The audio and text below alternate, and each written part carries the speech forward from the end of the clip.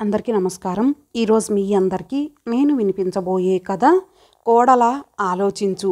రచయిత ప్రఫుల్ల చంద్ర గారు. ఇక కథలోకి వెళితే, కోడల ఆలోచించు అంది సుభాష్ని.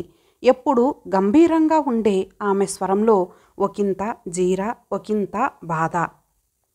అర్చన చేయించి గుడి వెనక తోటలో పొగడ చెట్టు కింద కూర్చున్నారు అత్తా కోడలు. ముఖ్య విషయాలకు మాట్లాడడానికే సుభాష్ని కోడల్ని వెంటబెట్టుకు వచ్చింది.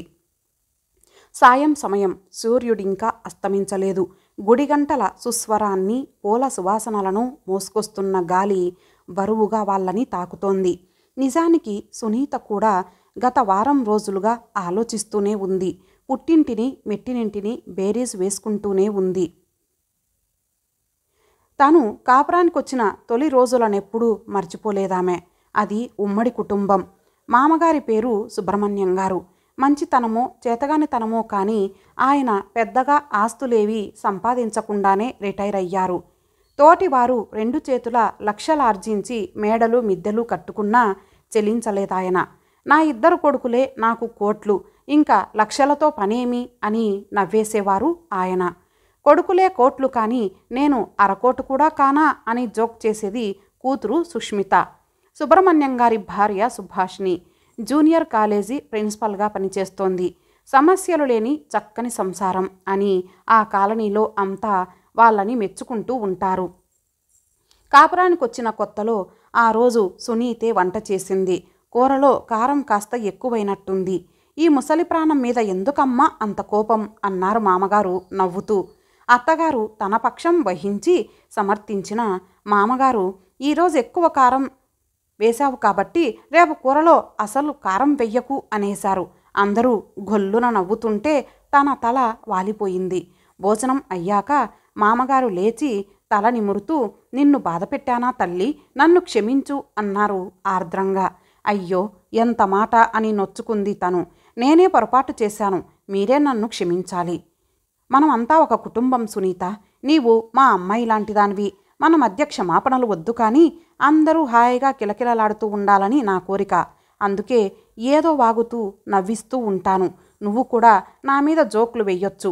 నా ముక్కు చూసావా? ఈ ముక్కు మీద ఎన్నో కవితలు జోక్లు చెప్పేవారు మా ఆఫీసులో. మళ్ళీ అందరూ నవ్వేశారు, వాళ్ళతో పాటు తను. ఒక్క విషయం జ్ఞాపకం ఉంచుకోకూడలా, మన భారతీయ కుటుంబ వ్యవస్థ, మన సెంటిమెంట్సు, మన అనురాగ బంధాలు చాలా గొప్పవి. విదేశీయులు సైతం ఈ గొప్పతనాన్ని గురించి భారతీయుల్ని వివాహం చేసుకోవడానికి ముందుకొస్తున్నారు. అందుకని మనం అన్ని వేళలా మనదైన ఈ కుటుంబ వ్యవస్థను కాపాడుకోవాలి తల్లి.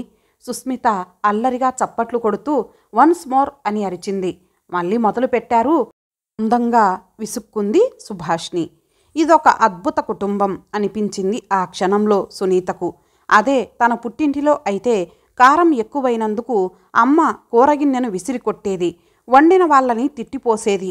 ఆ రోజు ఇంటిలో ఎవరికీ మనశ్శాంతి లేకుండా చేసేది. 2 కొడుకులు చిల్లర పైసలతో సహా తెచ్చి జీతమంతా తల్లి చేతిలో పోయవలసిందే. భార్య బర్త్డేకి జాకెట్ ముక్క కాదు కదా, రూపాయి పువ్వులు కొనడానికి కూడా ఆ కొడుకులకు స్వతంత్రం లేదు.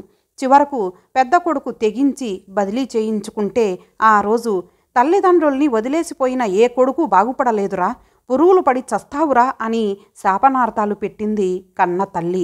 అమ్మ ప్రవర్తన చాలా దారుణంగా అనిపించినా తనెప్పుడు ఆమెకు ఎదురు చెప్పలేదు.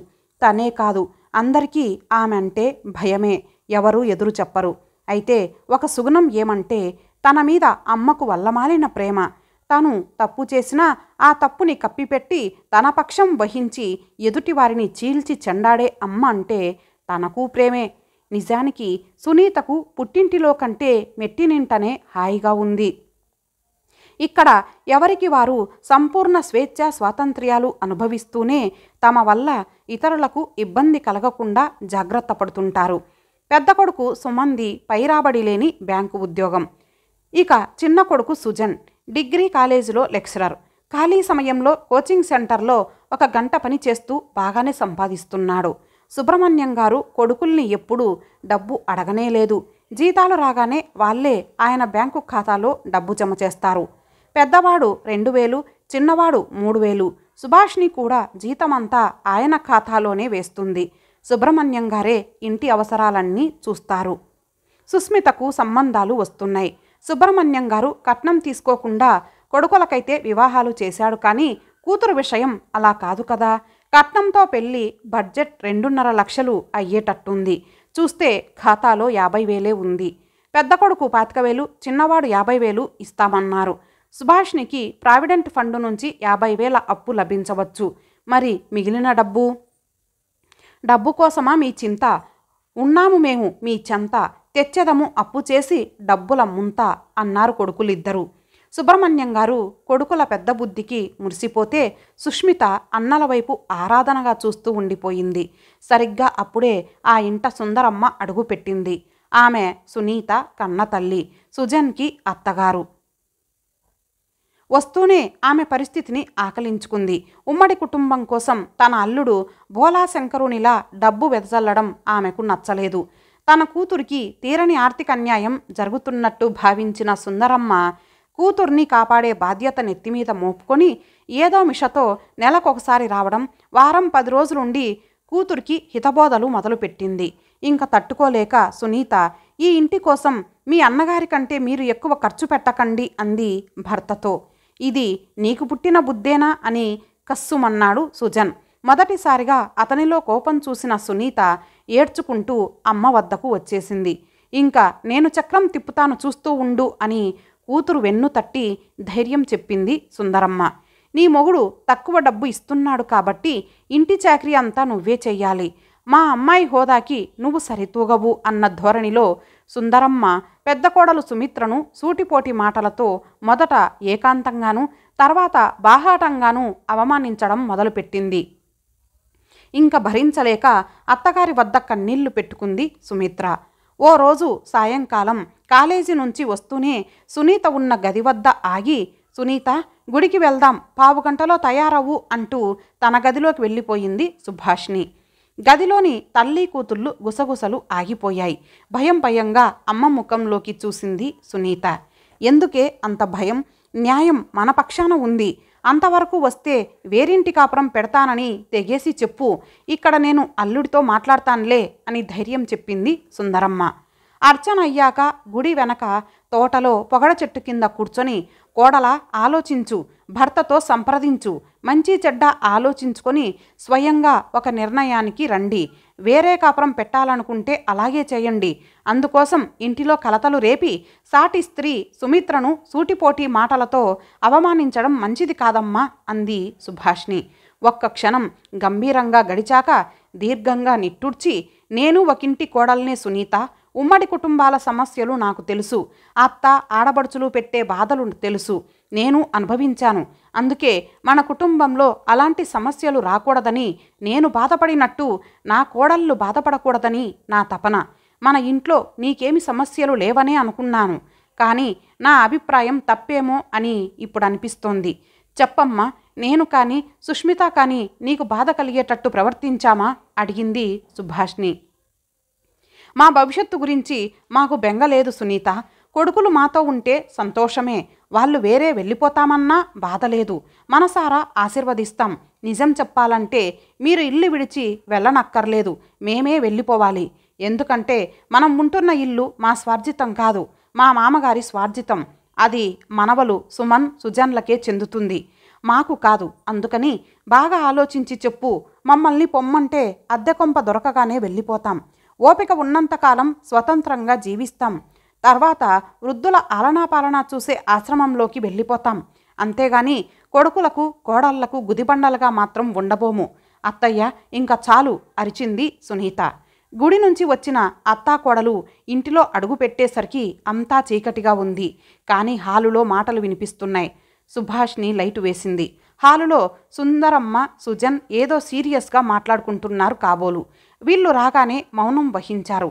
వాళ్ళ వద్దకు వెళ్ళాలా వద్దా అని సంశయంలో పడ్డారు అత్తాకోడలు. భార్యను రమ్మని సైగ చేశాడు సుజన్. సునీత భయంగా వెళ్ళి భర్త ప్రక్కనే కూర్చుంది. సుభాష్ని కాసేపు తటపటాయించి తన గదిలోకి వెళ్ళిపోయింది. సునీత, నేను ఇంటి కోసం అన్నయ్య కంటే ఎక్కువ ఖర్చు పెట్టడం మీ అమ్మకిష్టం లేదట. మనం వేరింటి కాపురం పెడితే బొచ్చెడు మిగుల్చుకోవచ్చట. నీ అభిప్రాయం ఏమిటి? సూటిగా అడిగాడు సుజన్. ఆ స్వరంలోని వెటకారం చెల్లున తగిలి తల వంచుకుంది సునీత. అత్తాశ్రీ, మీకు తెలుసో లేదో, మీ చిన్న కొడుకు కూడా బదిలీ చేయించుకొని ఏ పొరపచ్చాలు లేని మీ బంధం నుంచి తప్పించుకు పారిపోయాడు ఈరోజే. వెళ్ళి మనస్ఫూర్తిగా ఆశీర్వదించి రండి వెటకారంగా అన్నాడు సుజన్. ఏం చెప్పాలో ఏం చెయ్యాలో తోచక బెంబేలు పడింది సుందరమ్మ. కూతురికి అన్యాయం జరిగిపోతోందన్న బెంగతో మీరు నెల నెలా ఇక్కడికొచ్చి ఆమె చెవి కొరుకుతున్నట్టే మీ వియ్యపురాలు కూడా మీరు ఇక్కడ ఉన్నప్పుడు మీ ఇంటికి వెళ్ళి తన కూతురి చెవి కొరకడం మొదలుపెట్టి విజయం సాధించింది. మగాళ్ళదేముంది? వాళ్ళు పెళ్ళాల కొంగుముడిలో విలవిలలాడే పిల్లులు బల్లులు అనే కదా మీ భావం. ఇప్పుడు నా పత్నిశ్రీ వేరింటి కాపురం పెడదామని ఆజ్ఞాపిస్తే గంగిరెద్దులాగా ఆమె వెనక పడిపోవలసిన వాడినే కదా. నాకు వివేచన లేదు, సంస్కారం లేదు, సొంత ఆలోచన లేదు, పెళ్ళాం గీసిన గీటు దాటలేని అర్భకుణ్ణి, స్వయం నిర్ణయం తీసుకోలేని దద్దమ్మను. అంతే కదా నా గురించి మీ అంచనా. అందుకే కదా నెల నెలా వచ్చి కూతురి చెవి కొరుకుతున్నారు. సుజన్ స్వరం క్రమంగా పెరుగుతూ ఒక్కొక్క మాట చెల్లు చెల్లున తగులుతోంటే తల వంచుకొని కన్నీళ్లు పెట్టుకుంది సుందరమ్మ. గిరుక్కున భార్య వైపు తిరిగి, మీ ఇంటిలో మీ అమ్మ నిర్వాకం చూశావు, ఈ ఇంటిలో మా అమ్మ నిర్వహణ చూశావు. నీకెవరు కావాలో కోరుకో సునీత. చేతులు కట్టుకొని గ్యారెంటీగా నీ నిర్ణయానికి కట్టుబడి ఉంటా. శ్రీమతి ఆలోచించు అన్నాడు సుజన్. హాల్లో మాటలు గట్టిగా వినిపిస్తుంటే గాబరాగా వచ్చి అంత దూరంలో నిలబడిపోయింది సుభాష్ని. సునీత కళ్ళు తుడుచుకొని లేచి నిలుచుంది. ఇటు తల వంచుకొని రోదిస్తున్న అమ్మ, అటు తల ఎత్తుకొని గంభీరంగా నిలుచున్న అత్త. కోడలా ఆలోచించు, ఆలోచించి స్వయం నిర్ణయం తీసుకో అన్న మాటలు ఆమె చెవిలో గింగురుమంటున్నాయి. ఇంకా ఆలోచించడానికి ఏమీ లేదు. ఆమె ఒక నిర్ణయం తీసుకుంది. ఇంతటితో ఈ కథ సమాప్తం. మరలా మరొక మంచి కథతో కలుద్దాం. అంతవరకు సెలవు. నమస్తే.